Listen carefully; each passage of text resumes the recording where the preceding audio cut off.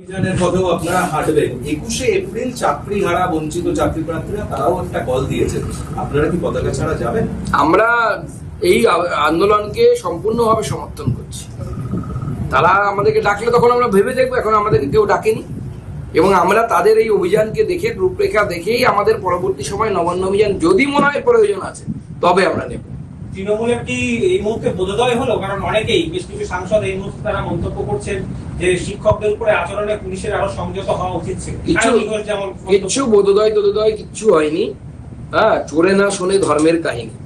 চোরকে ধর্মের কাহিনী কেউ শোনাতে পারবে না। এরা পাবলিক সেন্টিমেন্টটা যে উল্টোর দিকে ঘুরে যাচ্ছে, মানুষ যে রাস্তায় নামছে, মানুষ প্রতিবাদ করছে, এর ভয়ে হেলায় না পড়লে বিড়াল গাছে চড়ে না। বিড়াল সবে গাছে উঠতে শুরু করেছে, উঠতে দিন, আস্তে আস্তে মহাকাশে পৌঁছে যাবে তৃণমূল বিড়াল। হুঁশিয়ারি দিচ্ছে চাকরিহারারা, আজকের পর কালকেও আচার্য সদর অভিযান, সেখানে জমায়েত 12টায়, এবং টানা এই চাকরিহারানো ইস্যুতে লাগাতার পথে থাকছে এই চাকরিহারা।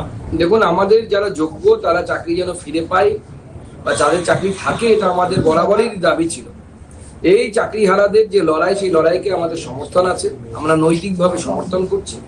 তারা এই আন্দোলন চালিয়ে যাক, তাদের সেই আন্দোলন করার অধিকার আছে। কারণ মাননীয় মুখ্যমন্ত্রী একে তো চুরি করেছেন, চুরি করে চাকরি বিক্রি করেছেন তার দলবল এবং তার লোকজন, তারপরেও তিনি আমার বড় বড় কথা বলছেন। যেদিন বৈঠকে ডাকলেন সবাইকে, সেদিন কোন রকম সদর্থক কথাবার্তা, সদর্থক উত্তর কিচ্ছু মুখ্যমন্ত্রী দিতে পারেন। উল্টে নিজের সব শিক্ষা সেল, কি সেল, তৃণমূল সেল, অমুক সেল, তাদেরকে ডেকে নিয়ে সেখানে একটা জট পাকালেন। কি বললেন নিজেই জানেন না। এক লাইনে এক কথা বলেছেন, পরের লাইনে অন্য কথা বলছেন। নিজেই বলছেন আগে যোগ্যদের দেখবো, তারপরে অযোগ্যদের দেখবো। অযোগ্যদের দেখার দায়িত্ব রাজ্য সরকারের। তাহলে আপনি অযোগ্য কাদেরকে দেখবেন? ক হাজারকে দেখবেন। অ্যাপ্লাই করেছিল তো 22 লক্ষ 23 লক্ষ যুবক যুবতী। তো 22 লক্ষ 23 লক্ষ যুবক যুবতীর মধ্যে 26,000 27,000 চাকরি পেয়েছিল।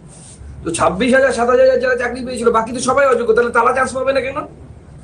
এই যে একটা জট আপনি নিজে তৈরি করার চেষ্টা করছেন, এর বিরুদ্ধে শিক্ষকরা আন্দোলনে নামছে। আমার তো মনে হয় শুধু সামগ্রিক শিক্ষক সমাজকে এর বিরুদ্ধে আন্দোলনে যাওয়া করে বলছে যে মিডিয়ায় ফুটেজ খাওয়ার জন্য না।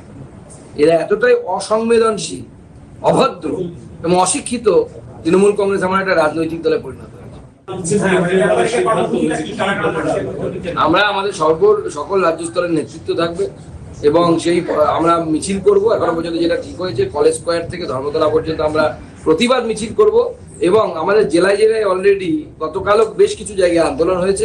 আগামী দিন আমরা জেলায় জেলায় আন্দোলন করব। প্রয়োজনে নবান্ন অভিযান করে নবান্নকে অবরুদ্ধ করে দেব, যাতে এই সমস্যার সমাধান রাজ্য সরকার যেন তাড়াতাড়ি করে। নতুন নতুন আপডেট পেতে সাবস্ক্রাইব করুন নিউজ আপ ডেইলি।